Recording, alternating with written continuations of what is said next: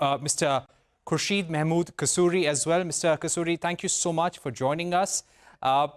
You had an important role to play when former Prime Minister Manmohan Singh was in office, especially with trying to put things on track with the peace process related to Pakistan, also with the dialogue over Kashmir. How do you remember the contribution of Manmohan Singh there? Well, with great fondness, actually. He was a man of great vision, great humility. And I always felt there was a personal touch. And there was, although the process had started during the time when Prime Minister of India, Mr. Vajpayee, visited Pakistan at the invitation of Prime Minister of Pakistan, and there was a meeting between President Musharraf and Prime Minister Vajpayee, following which there was an agreement to resume the dialogue. There was absolutely no doubt that although the process started at that time, that Dr. Singh worked with great honesty of purpose, great vigor to relations between the two countries. And actually, he was a man who looked beyond the two countries. He thought of the entire region, which is best, I think, exemplified by his famous statement that he looked forward to the day when it would be possible to have breakfast in Amritsar, lunch in Lahore, and dinner in Kabul. So he was looking at the SAARC region as a whole. And we miss people with such vision today, but let's hope that things will improve soon. And the progress that was made was quite unprecedented.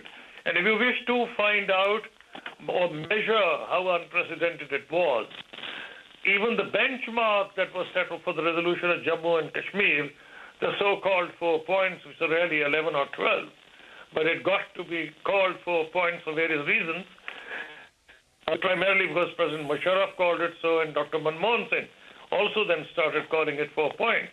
But there were 11 or 12. And I can tell you that even on back channel today, there are various seminars taking place, and even when some Indians talk to me on Pakistan-India relations on Zoom, we start from the same point that we had reached during the time when he was foreign minister, and President Musharraf was head of state here, and Dr. Manmohan Singh was Prime Minister of India. And in fact, he used to remember his village Gah with great fondness. He wanted to visit the village that he was born in, where he was educated, and he actually tried his best to electrify that village, and we tried to help him carry out his wishes. And the people of that village were waiting for him to come. Well, he couldn't come for various reasons, but I do hope that his wife and other members of the family will find it possible to do so, to at least realize that wish of Dr. Singh. And I had assured Dr. Singh that in view of his contribution to peace, which are widely recognized in Pakistan, he'd receive a very warm welcome indeed.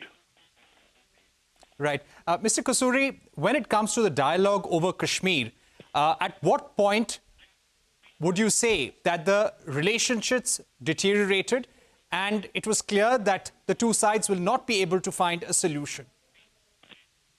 That didn't happen while he was Prime Minister. It happened much later. As far as we are talking about Manmohan Singh, in fact, I remember that he was supposed to come to Islamabad in, I think, September or October 2006. And it was just unfortunate that at that time we received a request that, there were 6 Indian elections, including those in UP, those state elections. So we received a request from the government of India that the visit which was supposed to take place in August or wherever be postponed for 3 or 4 months. And we understood the reasons, and it's our bad luck that we chose March, because in March, President Musharraf decided to move against the Chief Justice of Pakistan in the Supreme Judicial Council of Pakistan. And then, of course, a series of events were let loose in Pakistan, which had nothing to do with Pakistan-India relations. And really, it was that event which weakened President Musharraf's grip over the affairs here and the government of Pakistan. That I was quite amazed, actually. I can't understand that even at that time, President Musharraf asked me if it would be, what would be my reaction if Dr. Singh came at that time. I don't know even if Dr. Singh was willing to come, or if maybe the American interlocutors were suggesting that. I have absolutely no idea. But I remember saying to the president that that was not the right time. It was our bad luck. I wish he had come in October, or we had given February 2007 and not March 2007.